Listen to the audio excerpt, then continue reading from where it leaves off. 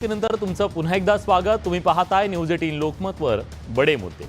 निवडणुकीच्या पूर्वी जाहीर केल्या जाणाऱ्या मोफत योजनांवर सुप्रीम कोर्टानं संताप व्यक्त केला। या योजनांमुळे आपण परजीवींचा वर्ग तयार करत नाही ना असा सवाल कोर्टानं उपस्थित केला। त्यामुळे महाराष्ट्रातली लाडकी बहीण योजनेसह मोफत योजनांवरून पुन्हा राजकारण तापल्याचं पाहायला मिळतंय। परजीवींचा वर्ग तयार करायचा आहे का? मोफत योजनांवरनं कोर्टाचे ताशेरे। लाडकी बहीण योजनेवरती भाष्य। कोर्टाच्या ताशेऱ्यांवरनं राजकारण तापलं। सर्वोच्च न्यायालयाने जे निष्कर्ष नोंदवले ते बरोबर आहे। मैंने ये चुनाव के दरमियान भी कहा था, किसी कोर्ट में जाके भाजपा ये स्कीम्स को बंद करने वाली है। महाराष्ट्रातील विधानसभा निवडणुकीत लाडकी बहीण योजना गेम चेंजर ठरली। बहिणीच्या पाठिंब्यानं महाराष्ट्रात महायुतीला मोठा विजय मिळाला। पण लाडकी बहीण आणि त्यासारख्या इतर मोफत योजनांवरती आता थेट सुप्रीम कोर्टानं निशाणा साधलाय। दिल्लीतील शहरी भागातील बेघरांच्या निवारागृहासंदर्भातली सुनावणी न्यायमूर्ती बी.आर. गवई आणि न्यायमूर्ती ऑगस्टिन जॉर्ज यांच्या खंडपीठासमोर झाली। या सुनावणीपूर्वी न्यायमूर्ती बी.आर. गवईंनी निवडणुकीपूर्वी केलं जाणारं फ्रीबीजचं वाटप करण्यापेक्षा बेघरांना समाजाच्या मुख्य प्रवाहात आणण्यासाठी काम करा असा सल्ला सत्ताधाऱ्यांना दिला। न्यायमूर्ती गवई म्हणाले, बेघरांना समाजाच्या मुख्य प्रवाहात येण्यास मान्यता दिली तर ते देशाच्या विकासात योगदान देऊ शकतात। आपण परजीवींचा वर्ग तर तयार करत नाही ना। दुर्दैवाने या फ्रीबीजमुळे ज्या निवडणुकीपूर्वी जाहीर केल्या जातात, लाडली बहीण आणि इतर योजनांमुळे लोक काम करायला तयार नाहीत। त्यांना फुकट रेशन मिळतं, काम न करता रक्कम मिळते। वैयक्तिक अनुभव सांगतो, मी शेतकरी कुटुंबात येतो। महाराष्ट्रात निवडणुकीपूर्वी मोफत योजना जाहीर केल्यानं शेतकऱ्यांना शेतकामासाठी मजूर मिळत नव्हते।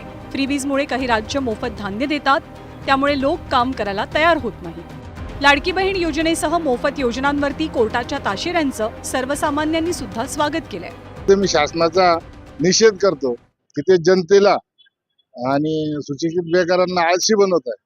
काल अशी परिस्थिती होती, शेतकऱ्याच्या घरामध्ये 4-4, 6-6 मुलं असायची। आज कुटुंब नियोजनामुळे एकच मुलावर त्याला ऑपरेशन करावं लागतं, मजूर मिळत नाही आणि मजुराच्या घरी 10-10, 15-15 माणसं असतात।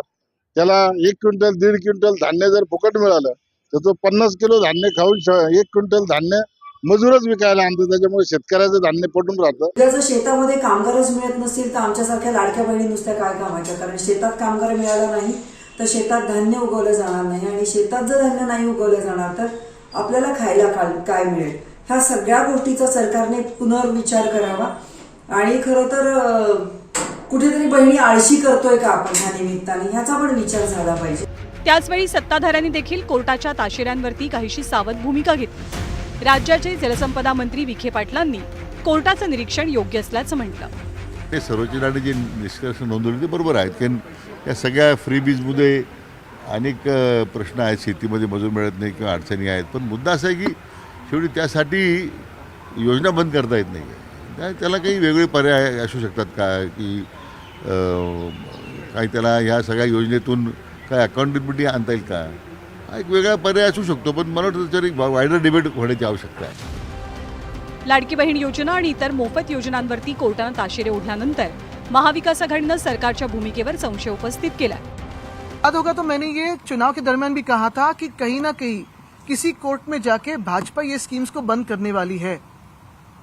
आज ये पिटिशनर कौन है मुझे पता नहीं, ये सुमोटो है मुझे पता नहीं, लेकिन यही भाजपा का तंत्र है। शायद बिहार के इलेक्शन के बाद और महाराष्ट्र में जो लोकल बॉडी इलेक्शंस है उसके बाद ये जो लाडली बहना है, लाडला भाऊ है, ये सारे स्कीम्स भाजपा ही बंद करेगी, क्योंकि ये भाजपा का मोडस ऑपरेंडी है।